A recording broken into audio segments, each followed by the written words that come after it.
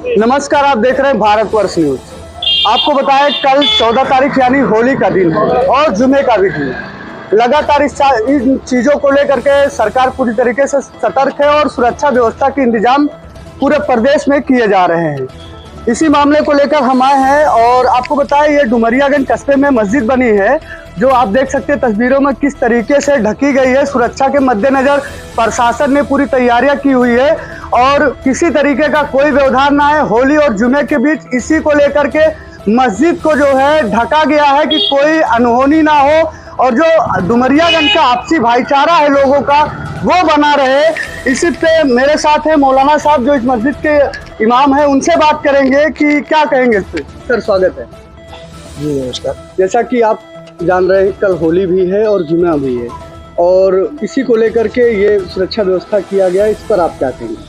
देखिए, इस पर मुझे सिर्फ ये कहना है कि बारहा होली और जुमा एक दिन पड़ा है और मैं यहाँ तकरीबन 32-33 साल से हूँ और बारहा ऐसा हुआ है कि एक साथ में 2 त्यौहार हुए हैं। लेकिन यहाँ डुमरियागंज के कस्बे की लाइन से अमन व अमान, भाईचारा, इत्तेहाद व इत्तेफाक, हिंदू मुस्लिम भाईचारा ये हमेशा बरकरार रहा है, बाकी रहा है। और रही बात जुमे को या रंग के त्यौहार को देखते हुए किसी तरह की कोई बात नहीं होगी। हम नमाज के वक्त में थोड़ा सा इजाफा यानी ज़्यादती कर लेंगे, वक्त हमारा आगे बढ़ जाएगा।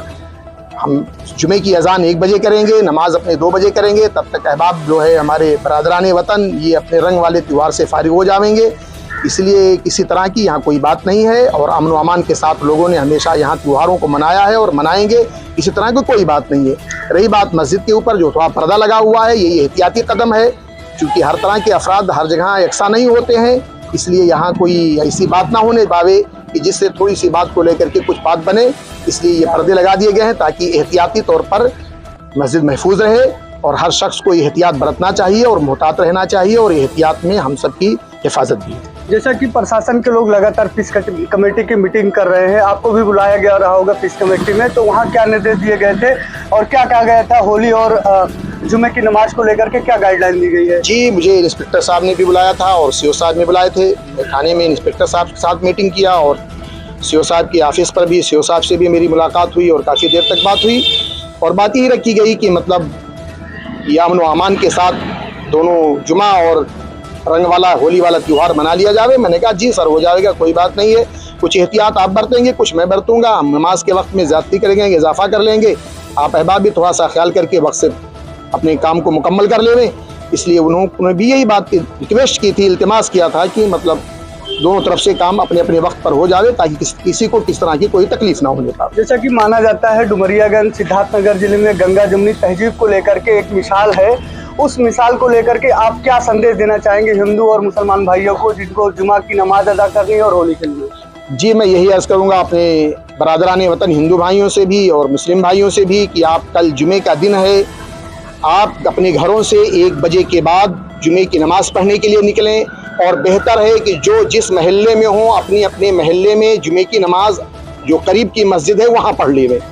और अपने बरादरान वतन हिंदू भाइयों से गुजारिश है कि वो भी दूसरों का एहतराम और इज़्ज़त करते हुए जैसे हम लोगों की अब तक भाईचारा, इत्तेहाद व इत्तेफाक बना हुआ है वो हमेशा बना रहे और किसी छोटी छोटी बात को लेकर के बहुत बड़ी बात की बतंगड़ न बनाई जावे और छोटी छोटी बेदखलियों को नज़रअंदाज कर दिया जावे और आपस में मिलजुल करके हर काम को अंजाम दे लिया जावे। इसमें हम सबकी बेहतरी और भलाई।